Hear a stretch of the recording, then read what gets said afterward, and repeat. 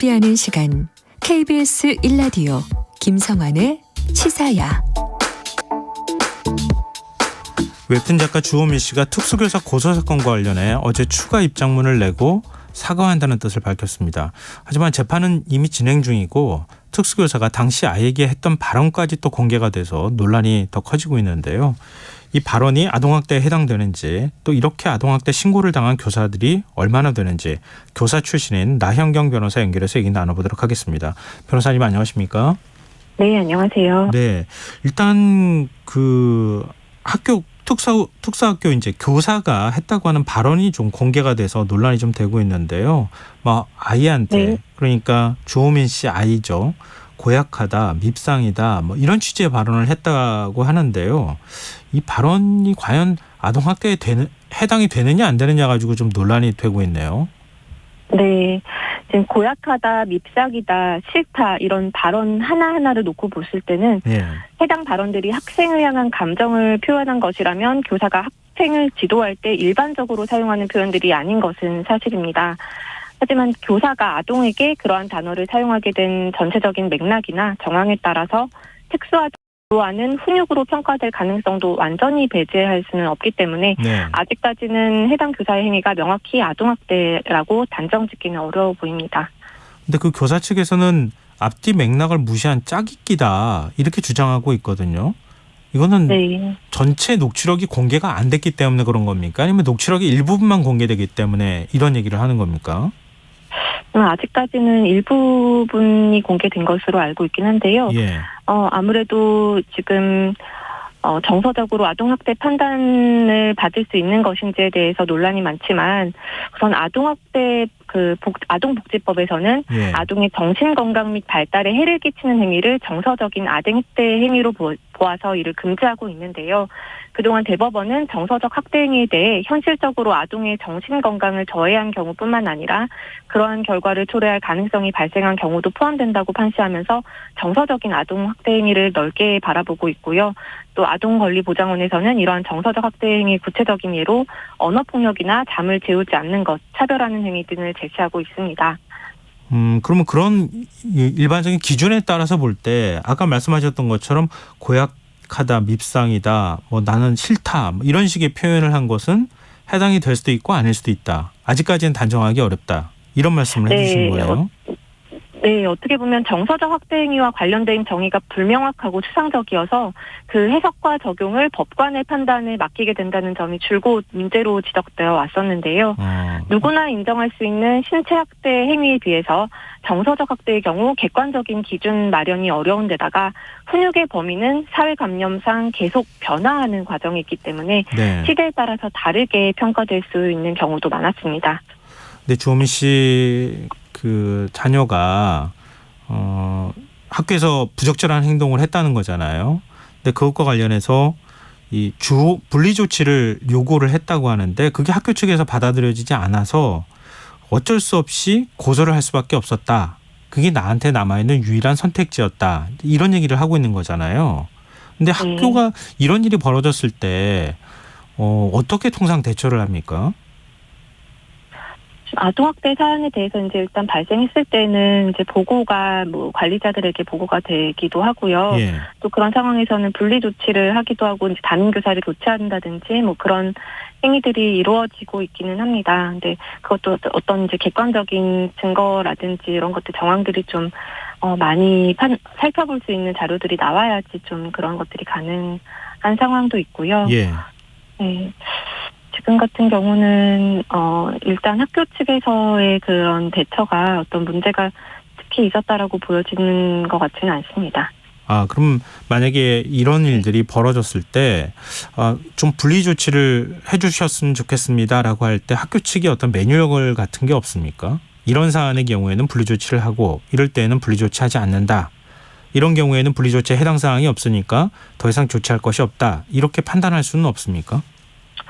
어떤 매뉴얼이 정확히 규정되어 있다기보다는 그때그때 구체적인 사안에 따라서 이제 학교장이라든지 교육청에서 판단을 해서 그런 것들을 좀 이제 뭐 권장한다든지 조치하도록 하고 있고요. 또 학교장의 경우에는 그 상황을 판단한 다음에 그 해당 교사에게 좀 상담이나 이런 것들을 통해서 권유하는 방식도 좀 많이 이루어지고 있기는 합니다. 근데 또 하나의 논란이 되는 게 지금 학교 아이 가방인가요? 그 녹음기를 넣어서 보내가지고 그 교사의 발언을 좀 뭐 동의 없이 녹음을 했다는 거 아닙니까? 근데 이게 네. 법원에서 증거 자료로 이런 식의 녹음을 했을 경우에는 채택이 될 수 있습니까? 네, 일단 통신비밀보호법에 따라 공개되지 아니한 타인 간의 대화는 녹음 또는 청취할 수 없도록 하고 있는데요.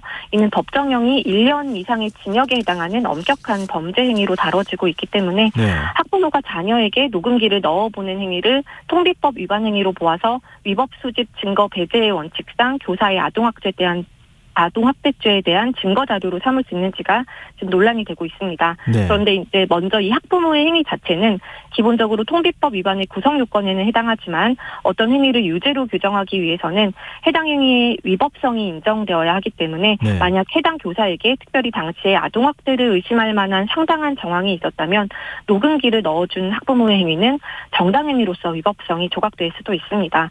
이렇게 학부모의 행위 자체에 위법성이 없다고 판단될 수도 있고요.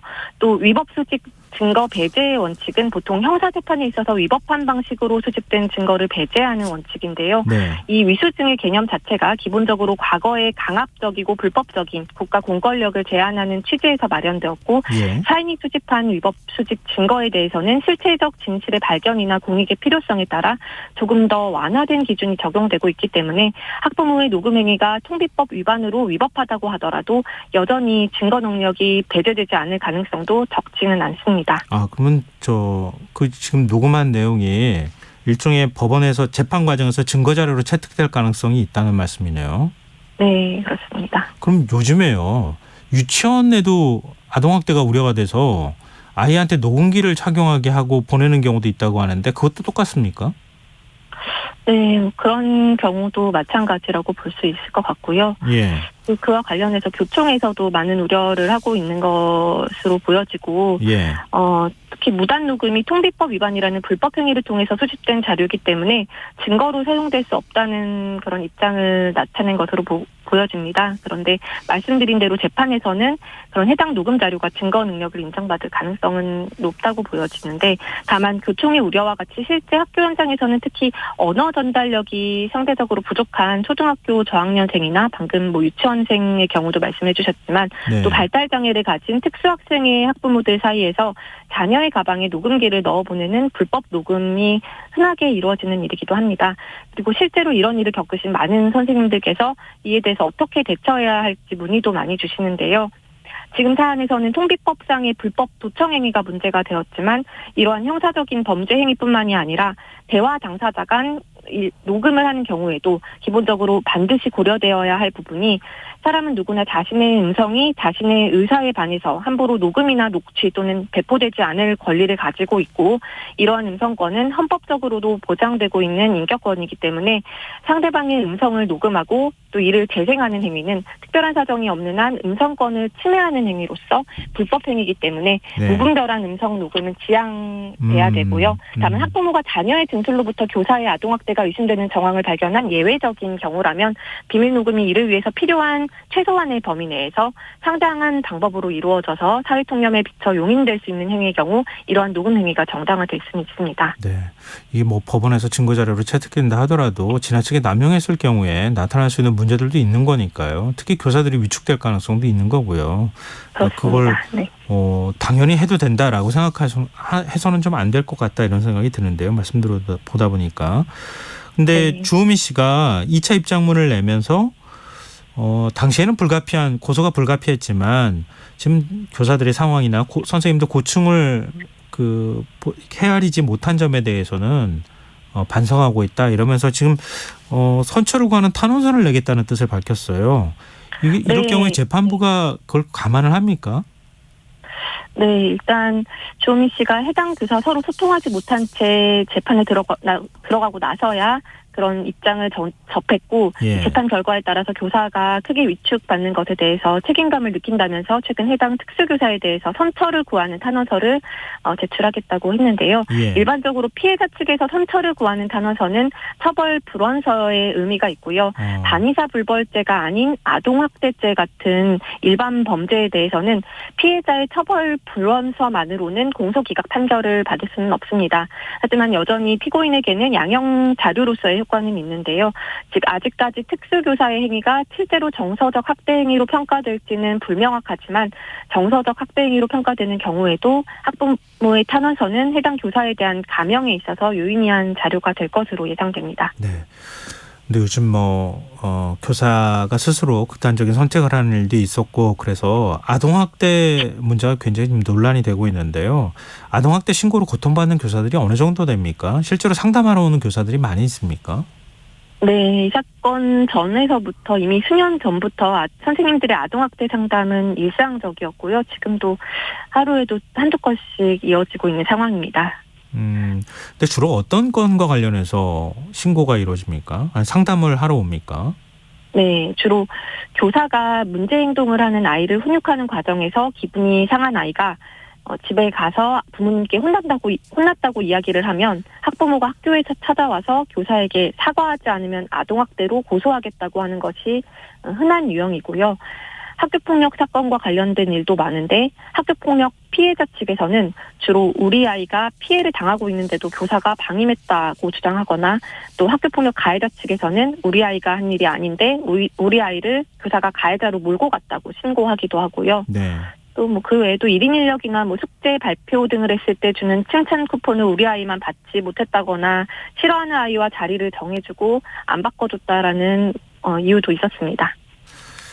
근데 요즘 아이의 인권하고 교권의 문제가 이렇게 마치 대립되는 것처럼 많이 얘기들 하곤 하는데요. 이런 사건들을 많이 경험해 보시고 또 현재 교사 생활도 하신 거 아닙니까?